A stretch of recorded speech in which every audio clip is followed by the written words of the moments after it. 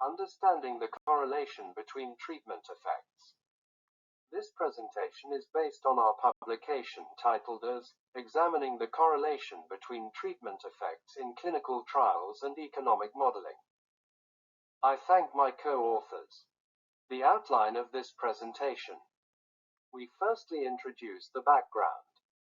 Many chronic diseases have a pathway from first-line treatment to subsequent treatment. When two treatment effects are considered independent, the probability of success for the subsequent treatment is not impacted by the failure of the initial treatment. However, compared with new patients without any previous treatment, patients who fail initial treatment may have decreased success rates with a second treatment, even after controlling for various disease factors. STAR-D trial showed that remission rates for depression were 36.8%, 30.6%, 13.7%, and 13% for the first, second, third, and fourth acute treatment steps, respectively. When the same treatments for depression were used in different steps, remission rates with a prior treatment line were higher than those with a next treatment line. For instance, the remission rate was 25.5% when bupropion was used as step 2 treatment, and only 6.7% if it was used as step 3 treatment. The phenomenon in the above examples can be explained by a correlation between treatment effects. However, the correlation between treatments has not been explicitly discussed in the literature. We assumed that there are one or more patient-level unobserved or unmeasured underlying covariates between treatment effects, such as unknown genetic variants. After controlling for these covariates, the residual correlation would be close to zero. For correlated treatments, these covariates can be used to interpret why the chance of success for a new treatment is lower for patients who have failed a previous treatment. Now, I will introduce the statistical model of covariance for the unobserved underlying correlation between treatments. The probabilities of all possible combinations of two correlated treatments are presented in Table 1. The probability of success or failure in both treatments is increased by an amount, compared with the independent case. It can be shown mathematically that the probability of one success and one failure is decreased by the same amount. This slide shows the magnitude of covariance. Let the minimal value of covariance be 0, which indicates that two treatments are uncorrelated. We also derived the upper bound of covariance because the probability of success for both treatments cannot be greater than the probability of either treatment being successful. Based on the table above, we obtain the overall probability of success of receiving initial treatment followed by subsequent treatment, and then we can derive the expression of covariance. We can also derive the conditional probability of the success of the second treatment, given the failure of the first treatment.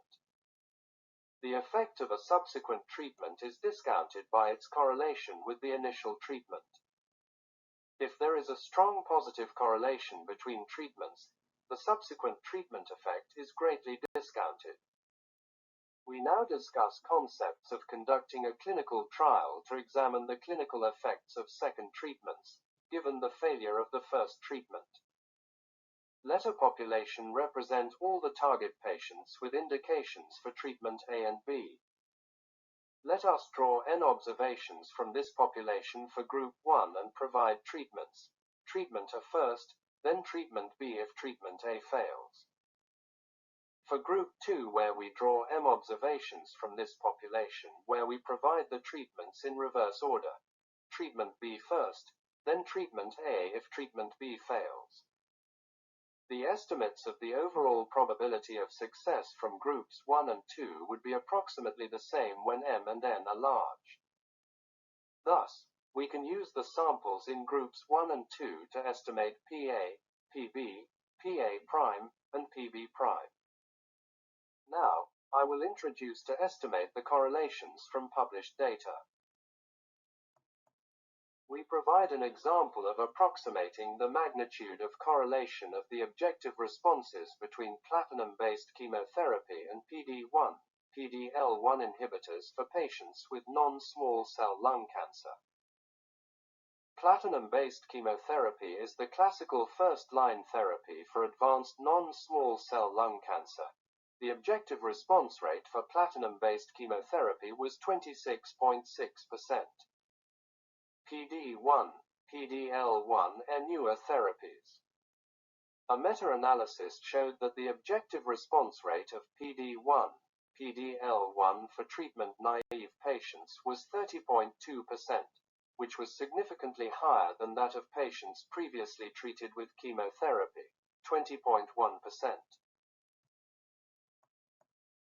If patients did not respond to initial chemotherapy and subsequently received PD-1, PD-L1, the cumulative response rate for the two treatments is approximately 41.4%.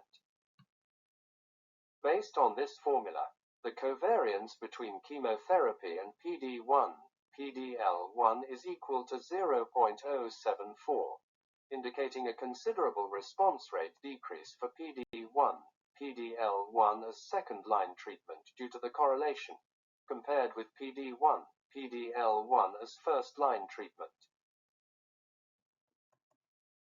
In this section, we illustrate how to adjust for the correlation between treatment effects in a cost-utility analysis using the example of rTMS followed by ECT after rTMS failure for the management of treatment-resistant depression. ECT has been widely used to treat severe depression in patients who fail antidepressant medications and is considered as the standard treatment for these patients. rTMS is a less invasive procedure with fewer short-term side effects. In practice, stepped care pathways are recommended for treatment-resistant depression. Patients are first offered rTMS, and then ECT may be prescribed for those who do not respond, which represents a stepwise pathway from less to more invasive treatments.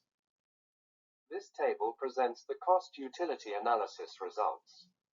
We can focus on the Cowley, which is linked with the effects of ECT after failure of rTMS.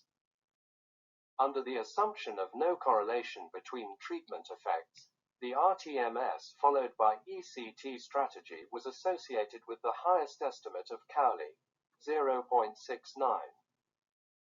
When the correlation estimate was increased from weak to strong, the Cowley of the rTMS followed by ECT strategy decreased from 0.67 to 0.59. Consequently, the increment in Cowley decreased. No correlation, 0.06 Cowley, considerable correlation, 0 Cowley, and strong correlation, minus 0.04 Cowley. Thank you.